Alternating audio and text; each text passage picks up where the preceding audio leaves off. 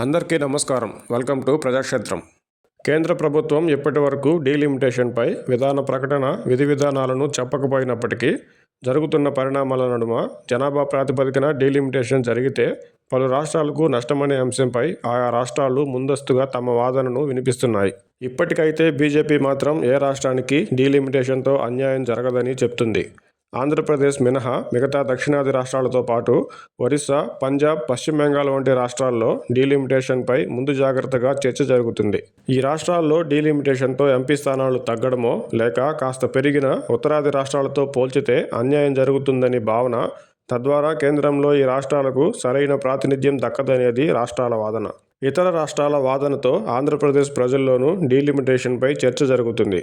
అయితే ఆంధ్రప్రదేశ్ నేతల్లో డీలిమిటేషన్ భయం ఉన్నా డీలిమిటేషన్పై తమ విధానాన్ని, అభిప్రాయాలను మాత్రం ప్రజలకు స్పష్టంగా చెప్పడం లేదు.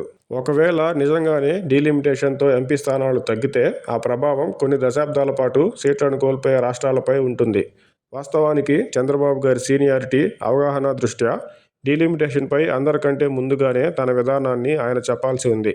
ఈ మధ్యకాలంలో జాతీయవాదాన్ని ఎక్కువగా వినిపిస్తున్న చంద్రబాబు గారు డీలిమిటేషన్ అంశంలోనూ దేశం కోసం పిల్లల్ని కనాలని చెప్తున్నారే తప్ప రాష్ట్రానికి నష్టం జరుగుతుందా లేదా అనే విషయంలో స్పష్టత ఇవ్వడం లేదు. గతంలో ప్రత్యేక హోదా విషయంలో పలుమార్లు తన వైఖరిని మార్చుకున్నట్టు కాకుండా డీలిమిటేషన్ అంశంలో స్పష్టమైన వైఖరిని చంద్రబాబు గారు ప్రదర్శించాలి. గతంలో దక్షిణాదిపై ఉత్తరాది ఆధిపత్యం అంటూ మొదటగా గళమెత్తిన జనసేనాని పవన్ కళ్యాణ్ గారు పొత్తుల నేపథ్యంలో ప్రస్తుత ఆంధ్రప్రదేశ్ రాజకీయ పరిస్థితుల దృష్ట్యా తన వైఖరిని మార్చుకున్నారనే ఆరోపణలను ఎదుర్కొంటున్నారు.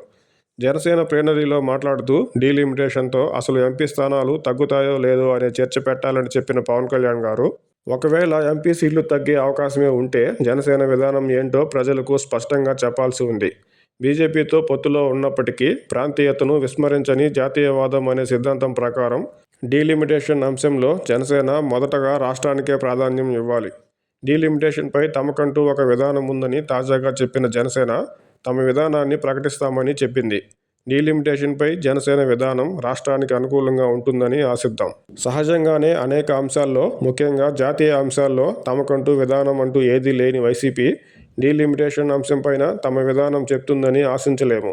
వైసీపీ అధినేత మాజీ సీఎం జగన్మోహన్ రెడ్డి గారు డీలిమిటేషన్పై ప్రధానమంత్రి నరేంద్ర మోదీ గారికి లేఖ రాయడం, ఆందోళన వ్యక్తం చేయడం, అదే సమయంలో తమిళనాడు కేంద్రంగా డీలిమిటేషన్పై జరిగిన చర్చ నేపథ్యంలో వైసీపీ కీలక నేత వైవి సుబ్బారెడ్డి గారు తమిళనాడు సీఎం స్టాలిన్ గారికి లేఖ రాయడం చూస్తుంటే డీలిమిటేషన్ చర్చల్లో వైసీపీ కూడా భాగమైందని చెప్పుకోవడానికి మినహా డీలిమిటేషన్ అంశంలో వైసీపీ నుంచి లేఖలకు మించి స్పష్టత వచ్చే అవకాశం లేదు. కారణాలు ఏమైనా రాష్ట్రానికి, కేంద్రానికి మధ్య అనేక అంశాల్లో ఆంధ్రప్రదేశ్కి అన్యాయం జరిగినా కనీసం వ్యతిరేకించలేని ఆంధ్రప్రదేశ్ పార్టీలు, ప్రశ్నించలేని నేతలు ఒకవేళ డీలిమిటేషన్తో నిజంగా రాష్ట్రానికి అన్యాయం జరిగినా అదే పందాను అనుసరిస్తారేమో.